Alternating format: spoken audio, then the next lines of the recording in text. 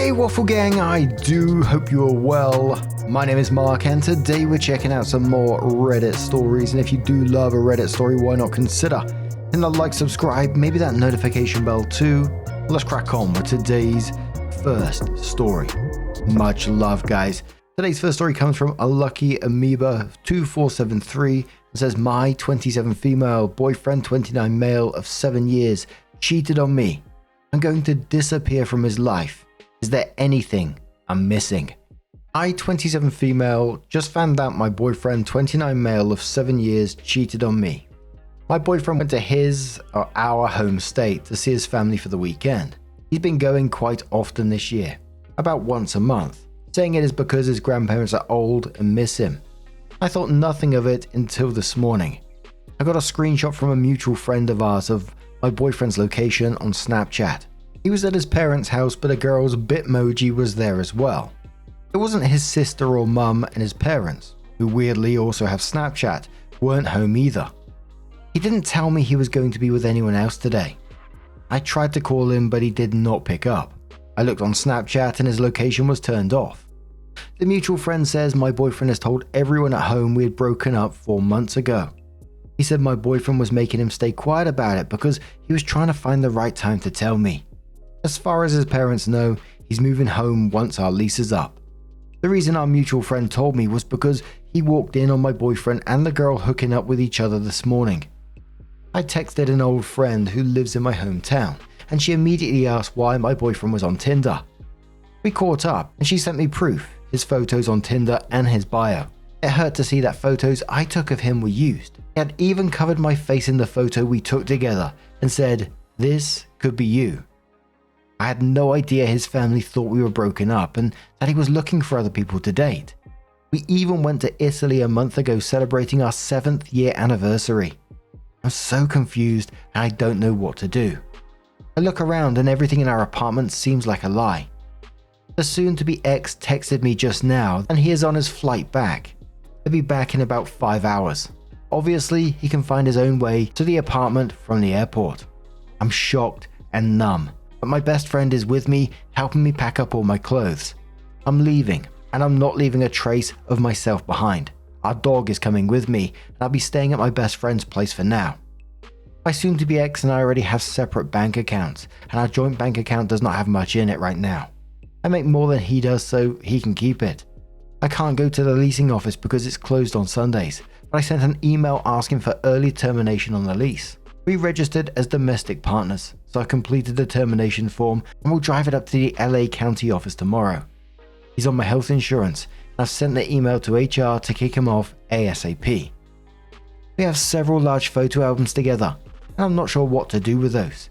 Keeping them would be too difficult, but I don't want him to have the satisfaction of having our photos. It's clear he uses our memories in a horrible way. Is there anything I'm missing? I can't seem to think of anything. And all my thoughts seem so jumbled. Nothing makes sense, but I know I can't stay.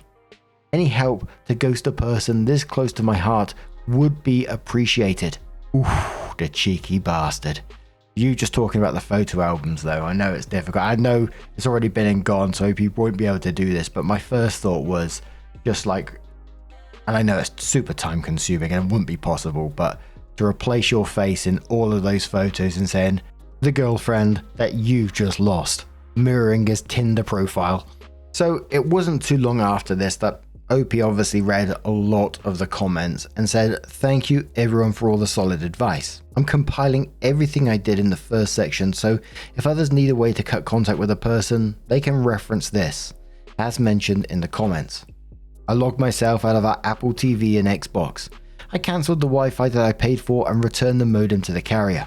I took my payment information for utilities off of our account. I packed up all my sauces, spices, and cooking oils and took note to only leave dried rosemary behind. He hates that shit. I printed out and framed the screenshot of his Tinder profile and left it on the kitchen table. I closed a piece of dog poop in the frame as well. I'll keep the photo albums, he can have this. I took a photo of the entire apartment after packing up all of my things. I left my keys in the mailbox to the leasing office and emailed the leasing office of my departure with the videos of what the apartment looked like prior to locking up. I updated my address for USPS, vet, hospital, school, work, and my dog's chip. I talked to HR and am in the process of getting him off my health insurance, changing the benefactor of my life insurance to my parents.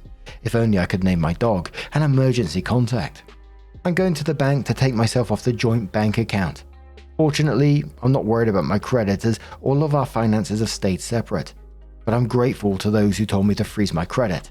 I logged out all of the devices for all streaming services, social media, and my work, personal, and school email. I blocked him on all social media, chat rooms, and his phone number. I made a doctor's appointment to get STD tested.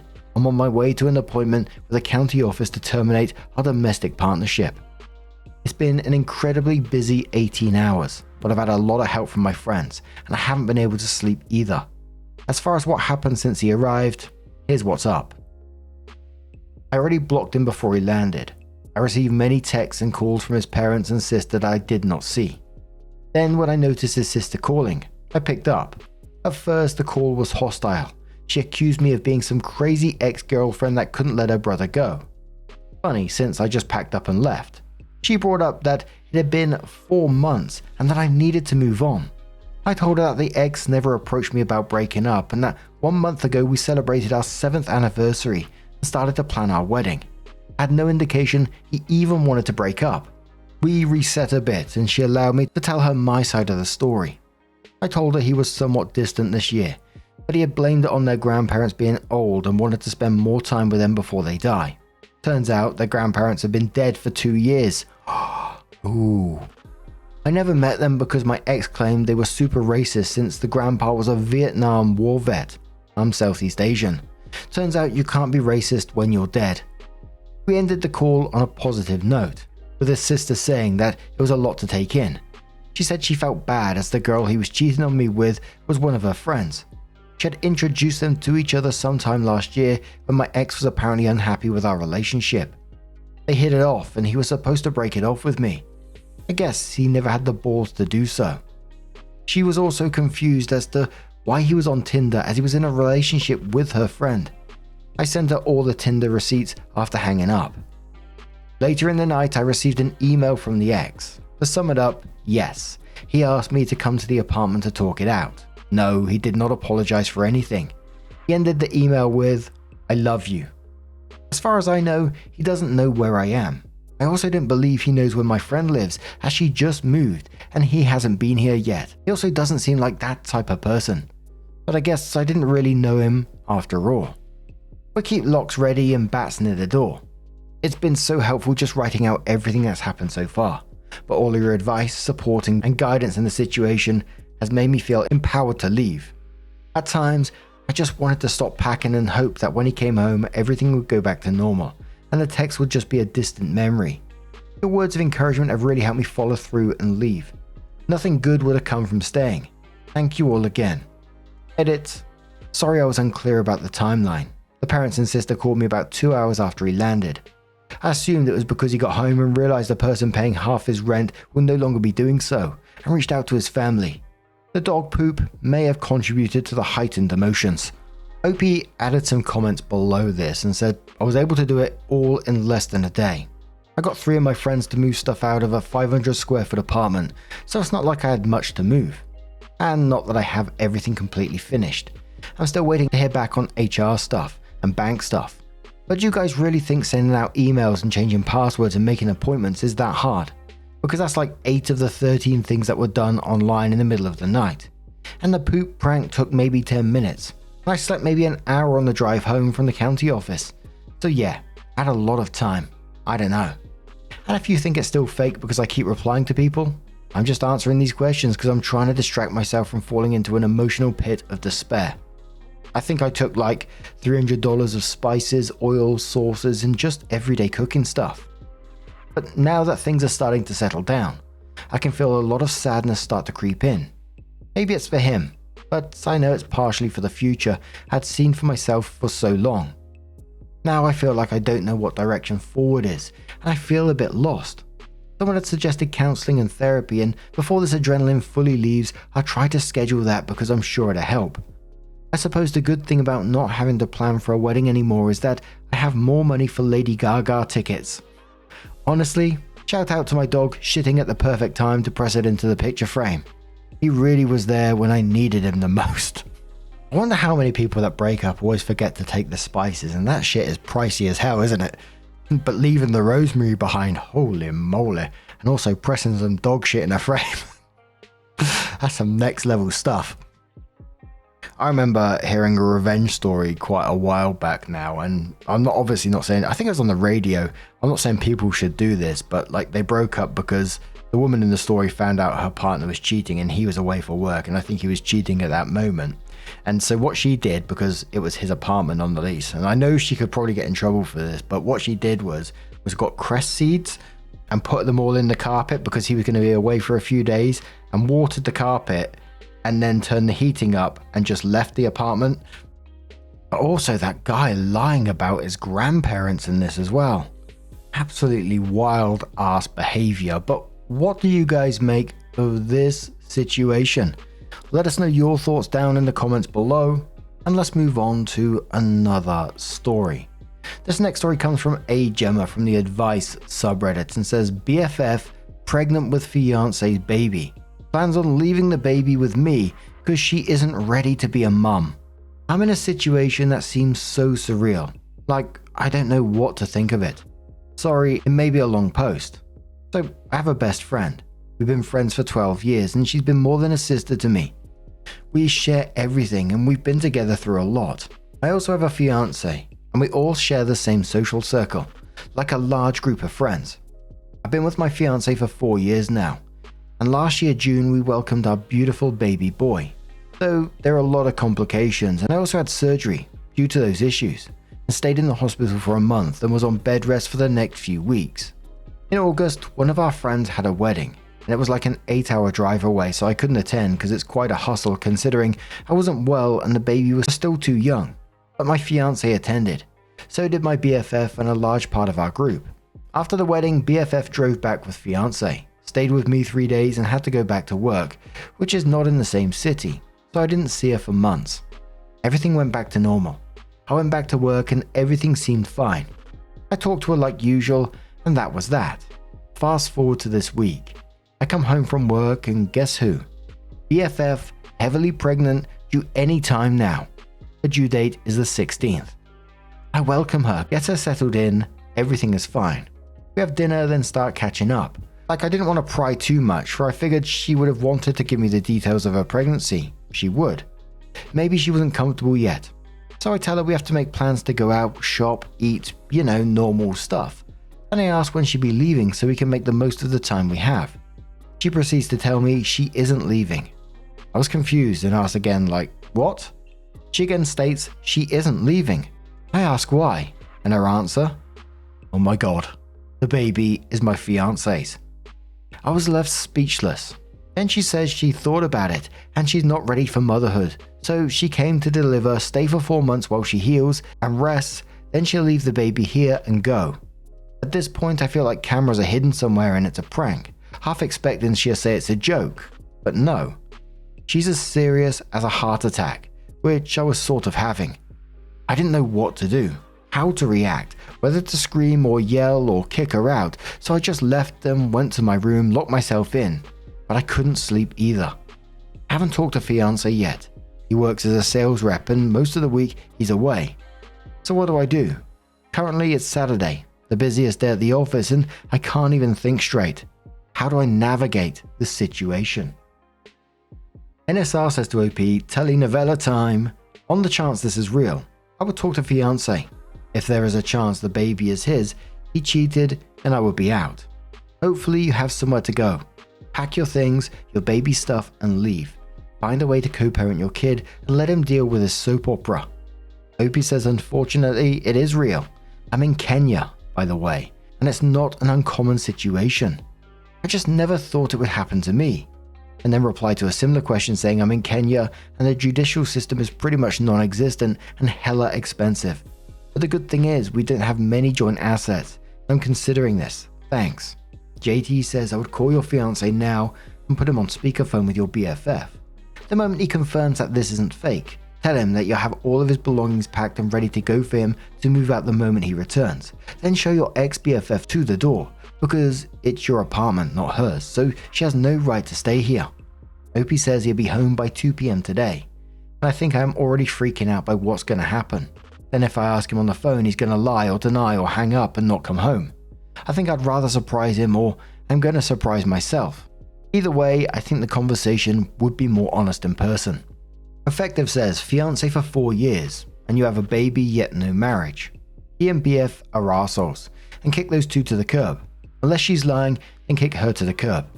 Opie says in Africa, there's a traditional ceremony that takes place when elders meet up and have a sit down, dowry, and all that. So once it's done, it's considered a marriage, and you can have the official wedding if you want to or not.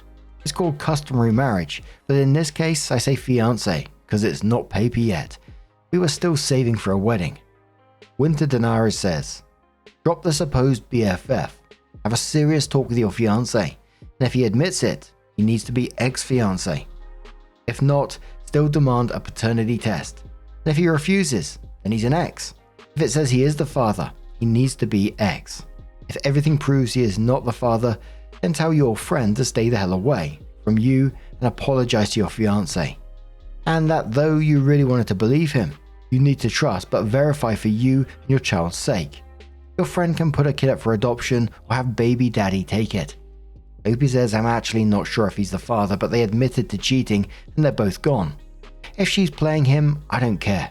His problems don't concern me anymore. Thanks so much for the advice. Commodore says, personally, I'd pack my shit, my kid's shit, and leave without so much as saying a word to him. Leave her in the home and you leave. They both betrayed you and don't deserve you to be understanding or sympathetic. You and your child now come first. You deserve better. Opie says, I can't leave. I already paid this month's rent and it's close to work and it's secure and centrally located in terms of access to all social amenities. I chose it strategically. I just kicked them out. Specialist says, kick her ass out. Call fiancé, tell him to come and get his baby mama. Right now you're being a bit of a doormat by not reacting and saying nothing and her still in your house. If she won't leave, call the police. Or you can leave and trash all the snacks and food so she can't eat your food and make herself comfortable. Be petty. Strip the beds, soak the pillows, take all the toilet paper, then leave. There's a chance she's a big liar, but I'm thinking not. Opie says she is a big liar, but not about the pregnancy. About being my BFF and everything else. Thank goodness they're both gone. So Opie did come in with an update after this and says, well, thank you for all the advice and support. It's been really helpful and it's good to know that I'm not going crazy. Sorry the previous post was long and not well versed. So here's the updated. I left work at 1, got home, took my kid and house help to my neighbor, who I've grown close to and sometimes helps me out when house help is off duty.